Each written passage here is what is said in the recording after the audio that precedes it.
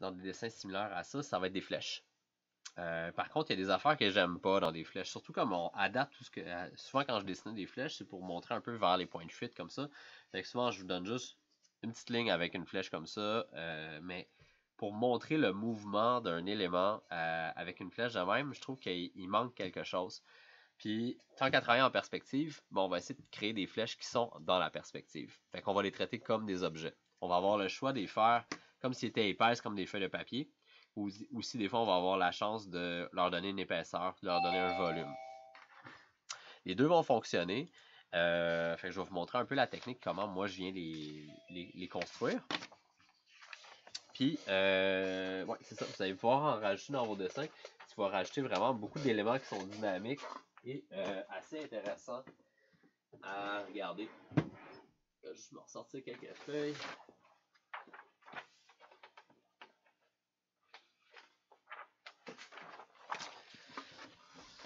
Comme ceci. Donc, pour ça, on va utiliser une technique de construction un petit peu. À la place de se bâtir un prisme ou de se bâtir un cylindre, on va tout de suite partir avec seulement un plan.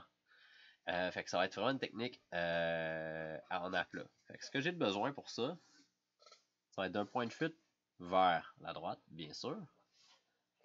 Puis un autre aussi vers la gauche. Mais à la place de tout construire le prisme, je vais juste faire la base, on va dire, de ce prisme-là. Juste faire une surface. Fait que là, je me dis, bon ben, mon autre point de fuite, il va être par là-bas, là, autour de mon doigt. Puis, je vais y mettre une ligne comme celle-ci. Qui va me former un genre de rectangle. Puis on se rappelle qu'on veut faire une flèche. Et, en 2D, une flèche. Ben, je pourrais dessiner un rectangle comme ça ici. Ça va me prendre une ligne de centre pour savoir où ce que la pointe est. Après ça, ça va me prendre une proportion pour la tête de la flèche. Puis ensuite, à l'arrière, la queue de la flèche va avoir une certaine épaisseur. Fait que ça va me prendre une ligne de construction ici pour la proportion. Puis deux lignes pour l'épaisseur de la queue à l'arrière. Puis après ça, je devrais être capable de pas mal tout faire. Fait que c'est exactement ça qu'on va aller redessiner là-dessus avant même de lui donner le volume. Puis si à un moment donné, je veux donner du volume à cette flèche-là, ben, j'aurais juste à tracer les traits verticaux ou si elle est sur le côté vers les points de fuite pour aller lui donner une épaisseur.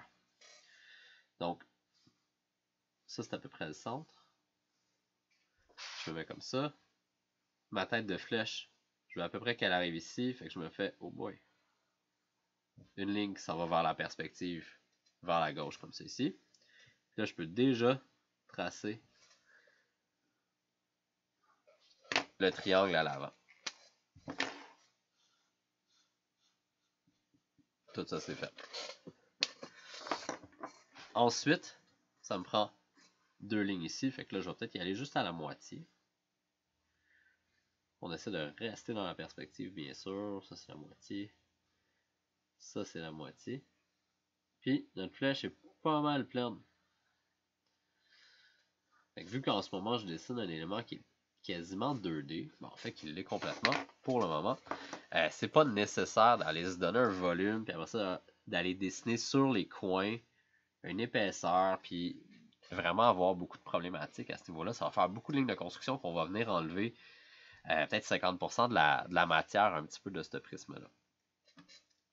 Fait qu'on voit que ma flèche est maintenant dans la perspective. Puis là, si j'utilise cette même perspective-là pour faire un objet par-dessus ou à côté, ben, elle va faire partie intégrante de notre dessin. Il y a même des gens, quand ils dessinent en couleur, qui vont faire la réflexion de la flèche dans leur objet, comme si c'était vraiment là dans l'univers. Si je veux lui donner de l'épaisseur, tout ce que j'ai à faire, c'est d'aller chercher tous mes coins, puis tirer des lignes verticales vers le bas. Comme ça. Ici, elle va être invisible, bien sûr. Ça va donner quelque chose comme ça ici. Après ça, je peux lui donner une épaisseur. Fait que ça va... Voici mon épaisseur. Elle va se rejoindre là. Ça va être un peu plus gros. Elle va aller le rejoindre là. Puis pour vrai, là, il y a beaucoup, comme c'est ici, c'est une ligne de construction, que je n'ai pas vraiment besoin, mais ça va accélérer ben vraiment beaucoup le temps de dessin que vous avez besoin pour faire un objet qui est avec beaucoup de formes 2D, mais pas beaucoup de 3D. Comme ça ici, fait qu'on dessine juste qu'est-ce qu'on a de besoin. Fait que c'est un petit peu comme ça qu'on va faire ça. Puis on va l'utiliser un peu plus tard, cette technique-là. Mais c'est ça. Fait en ce moment, on a aussi dessiné cet effet-là.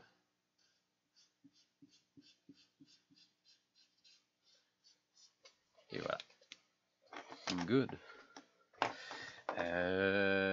Ouais, puis on peut faire exactement la même chose, mais avec une flèche qui tourne. Fait que si on imagine que... Ah, ça c'est trop petit. Mais si on imagine que cette flèche-là, on pourrait la wrapper sur une bouteille pour aller chercher comme un effet, comme si finalement on voulait indiquer, ben là il faut tourner le bouchon pour l'ouvrir. Ben ça va se faire aussi. Pour ça, ça prend un petit peu. Il faut juste se construire un cylindre autour de notre objet ou proche de notre objet pour le montrer un petit peu. Fait que là, ça va nous prendre un petit peu la même chose, sauf que ici, je vais avoir besoin de. Si on va dire on fait la flèche à l'horizontale, à la verticale, excusez-moi, ça va me prendre une ellipse en haut là, au centre. Je vais avoir besoin d'une autre ellipse pour faire la queue de la flèche. Ben en fait, ça va me prendre deux. J'ai besoin de 1, 2, 3 ellipses. Puis les pointes, j'aurai pas besoin de rien parce que je vais être à la verticale. Fait que je vais juste me décider une hauteur. Fait que j'ai pas besoin nécessairement d'une ellipse pour tracer juste un point dans l'espace. Fait que j'ai besoin de 3 ellipses, une à côté de l'autre. Donc je vais le faire ici. Donc en voici une. J'en fais une un petit peu plus bas. 2.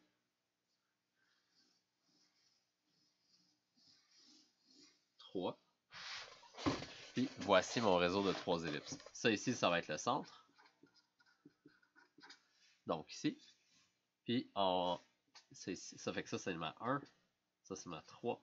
Ça c'est ma 2. On va décider où est notre pointe de flèche. Puis moi je vous conseille tout le temps de la mettre à l'avant. Quand on la met à l'arrière, c'est un petit peu plus flou.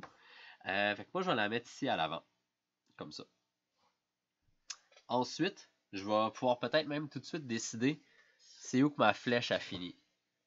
Pour faire que ça soit un petit peu plus dynamique, c'est le fun quand ça va à l'arrière. Comme si ça wrappait un petit peu autour de votre objet. Fait que moi, je vais dire ici. Juste pour qu'on voie un peu qu'est-ce qui arrive avec le ruban. Ensuite, on va vouloir savoir où est la fin du triangle. Moi, dans ce cas-ci, je vais peut-être dire ici. Fait que je me dessine une ligne verticale. On se rappelle que ça, c'est le bord de mon ruban à l'arrière du rectangle. Fait que je me dis, voici à peu près la hauteur de ma flèche. En bas, c'est un petit peu plus loin de moi. Je vais le faire un peu plus court. Ça va ressembler à ça ici. Comme ça. Ça veut dire que la queue de la flèche suit l'ellipse ici. Suit l'ellipse là. Comme ça. Tout ce qu'on a à faire, c'est de fermer la tangente à l'arrière, comme si c'était le côté d'un cylindre, pour le lever apparaître. Ça fait quand même cool. Pour vrai, là, comme ça rajoute c'est tout le temps beau. Moi, j'adore ça, faire ça.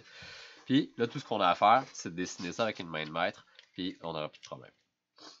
Donc, le triangle, un ici, là. Je me mets un point pour bien savoir où on va arrêter. Comme ça ici. Je vais me retourner pour être un peu à l'intérieur de mon ellipse. C'est ici, je vais le dessiner tout de suite. Je vais aller là.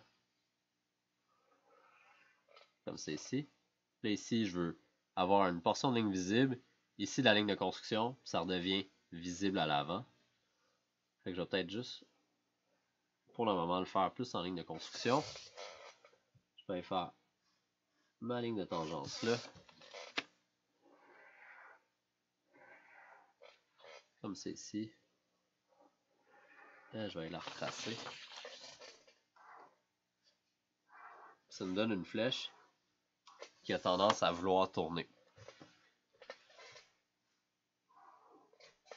C'est vraiment des petites affaires qui rajoutent un dessin là. Puis, pour vraiment montrer que, encore là, ça c'est à l'arrière, on va juste assurer l'intérieur jusqu'à la portion non visible. comme ça. Qui va encore là, juste donner un petit peu plus de contraste. Puis, faire croire que, que la flèche est vraiment en 3D. Puis voilà, juste me graisser cette ligne-là. Puis, ça nous donne quelque chose comme ça. J'ai triché. Ma flèche, le bout de ma flèche, tourne pas. C'est comme si, en fait, si je le regarde d'en haut, là, c'est comme si ma flèche, elle faisait ça ici, puis à la fin, elle fait une ligne droite. Mais c'est pas grave parce que personne ne va jamais remarquer. Ça, on va le remarquer si c'est dans ce coin-ci, mais s'il est en avant comme ça, ou à peu près la plupart des positions, on ne remarquera jamais. C'est juste pour simplifier un peu le travail de monter une flèche, puis pas être obligé de faire tourner une ligne diagonale dans une courbe, qui est vraiment un peu gossant à faire. Fait que c'est souvent comme ça, moi je vais les faire. Puis normalement, on n'y voit que du feu. Fait que ça c'est super le fun pour montrer encore là un détail pour tourner. Ça se fait super bien.